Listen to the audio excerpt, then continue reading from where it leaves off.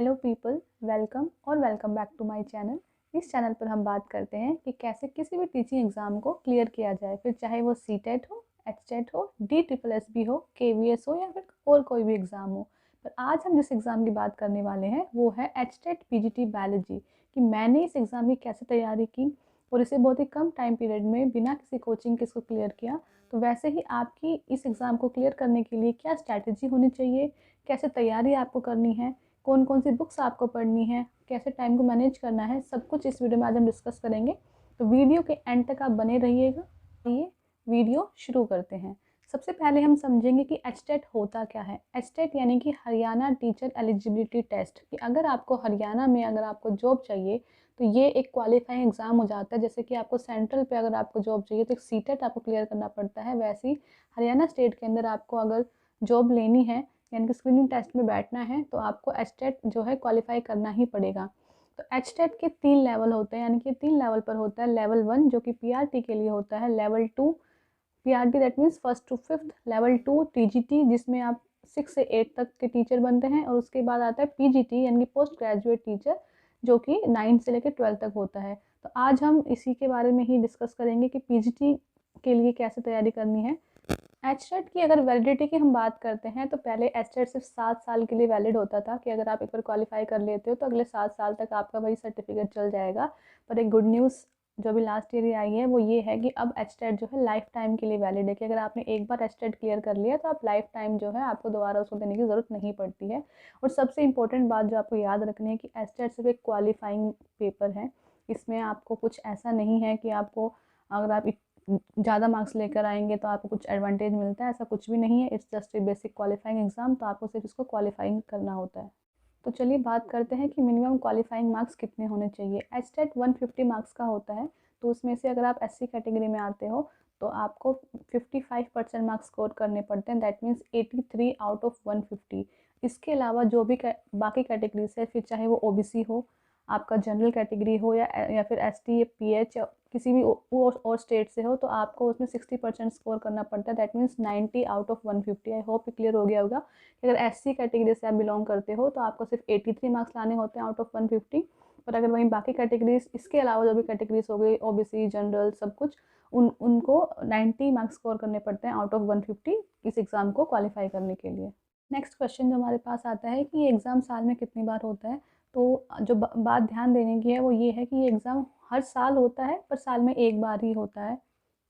Next, moving on to the pattern of the exam. तो इस exam का pattern कैसा होता है, तो मैं पहले बता चुकी हूँ कि इस एग्ज़ाम के अंदर जो क्वेश्चन होते हैं टोटल 150 क्वेश्चन होते हैं। 4 सेट में एग्ज़ाम्स आता है, set A B C and D। आपको जो टाइम मिलता है वो 2.5 घंटे का होता है। 2.5 घंटे के अंदर आपको 150 क्वेश्चन सोल्व करने होते हैं। एग्ज़ाम का जो लैंग्वेज जो होता है वो बाईलिंगुअल होता है, हिंदी और इंग्लिश दोनों में आपको मिल जाएगा। और सबसे इम्पोर्टेंट बात ये है कि इस एग्ज़ाम में नेगेटिव मार्किंग नहीं है। तो आई थिंक ये बहुत ही एक प्लस पॉइंट हो जाता है बच्चों के लिए, कि अगर नेगेटिव मार्किंग नहीं है तो आपको अगर नहीं भी आता तो आप तुक्का लगा के आ सकते हैं। तो ये बहुत ही इंपॉर्टेंट पॉइंट है कि नेगेटिव मार्किंग नहीं है, तो आपको एटलीस्ट यहाँ रिलैक्स रहेंगे कि हाँ, अगर आपको कोई क्वेश्चन नहीं भी आ रहा तो आप अपने हिसाब से कुछ करके आ जाएंगे, हो सकता है उसमें से सही भी निकल आए। सो ये हो गया एग्ज़ाम के पैटर्न के बारे में। अब आगे बढ़ते हैं, क्योंकि हमें इस वीडियो में डिस्कस करना है एचटेट पीजीटी का सिलेबस। तो हम सिर्फ एचटेट पीजीटी बायोलॉजी की बात करेंगे कि पीजीटी बायोलॉजी का क्या पैटर्न आता है। तो इसके अंदर पूरा जो क्वेश्चन पेपर है उसको 4 पार्ट्स में डिवाइड किया हुआ है। फर्स्ट पार्ट जो होता है वो है आपका चाइल्ड डेवलपमेंट एंड पेडागोजी, जिसके 30 क्वेश्चन आते हैं, 30 मार्क के, यानी कि हर एक क्वेश्चन आपका 1 मार्क का बनता है। टोटल 150 है, तो 30 क्वेश्चन जो है चाइल्ड डेवलपमेंट एंड पेडागोजी से आएंगे आपके, 1 mark for each question. Second जो पार्ट है वो है आपका लैंग्वेज, जिसमें 2 लैंग्वेज आएंगी, 15 question for each language. Language 1 है आपकी हिंदी और लैंग्वेज 2 है आपकी इंग्लिश। हिंदी के 15 क्वेश्चन आएंगे 15 मार्क्स के लिए, ऐसे ही इंग्लिश के 15 क्वेश्चन आएंगे 15 मार्क्स के लिए। पार्ट 3 जो है आपका, जिसमें आता है जनरल स्टडीज़। जनरल स्टडीज़ में 3 पार्ट में डिवाइड किया गया है। पहला है आपका रीजनिंग। रीजनिंग के 10 क्वेश्चन आएंगे फॉर 10 मार्क्स। ऐसे ही नेक्स्ट जो है वो है जनरल एप्टीट्यूड बेसिकली, यानी कि आपकी मैथमेटिक्स, जिसके अंदर 10 क्वेश्चन आएंगे फॉर 10 मार्क्स। और थर्ड जो पार्ट है वो है आपका हरियाणा जीके, उसके भी 10 क्वेश्चन आएंगे 10 मार्क्स के। तो 3 पार्ट में डिस्कस कर चुकी हूँ। Part 1 child development and pedagogy 30 question for 30 number के लिए। ऐसे ही लैंग्वेज 1 एंड लैंग्वेज 2 दोनों के 15-15 क्वेश्चन, टोटल हो गए 30 मार्क्स।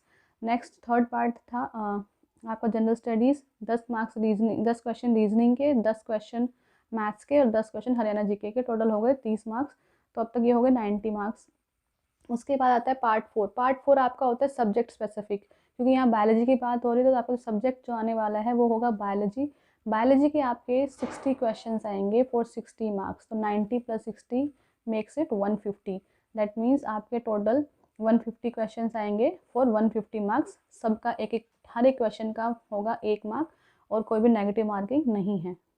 अगर हम बात करते हैं एचटेट एलिजिबिलिटी की, तो अगर आपको पीजीटी बायो का एग्ज़ाम देना है, फिर पीजीटी का एग्ज़ाम देना है, तो आपके पास एमएससी + बीएड होनी चाहिए। ये दोनों बहुत ही कंपलसरी है। इसके अगर आपके पास बीएड नहीं है, सिर्फ मास्टर्स है, तब भी आप एलिजिबल नहीं होते हैं। तो एमएससी + बीएड मस्ट है अगर आपको इस एग्ज़ाम को क्लियर करना है, क्वालिफाई करना है, या फिर आप इसके लिए एलिजिबल तभी हो पाएंगे जब आपके पास एमएससी + बीएड होगी।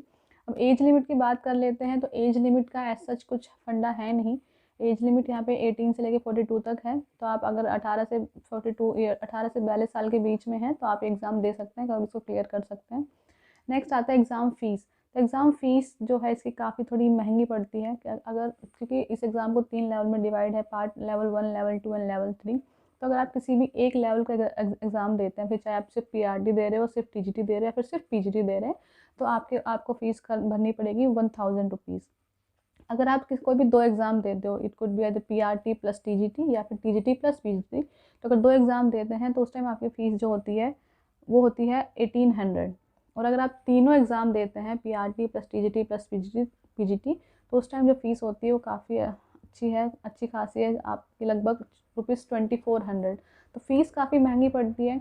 इसलिए कोशिश की जाती है कि एक बार में ही एग्ज़ाम को क्वालिफाई कर लिया जाए, दोबारा इतनी फ़ीस से ना लगाई जाए।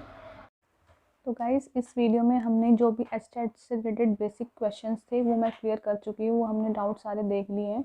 अगर आपको इस एग्ज़ाम से रिलेटेड पीजीटी बायोलॉजी को क्लियर करने के लिए क्या क्या बुक्स फॉलो करनी चाहिए, मैंने कैसे इस एग्ज़ाम को एक फर्स्ट टाइम में ही क्लियर किया, उसको अगर आपको देखना है तो प्लीज़ आप इस वीडियो का पार्ट 2 ज़रूर देखिएगा। तब तक चलिए फिर मिलते हैं हम आपको अगली वीडियो में, यानी कि पार्ट 2 में।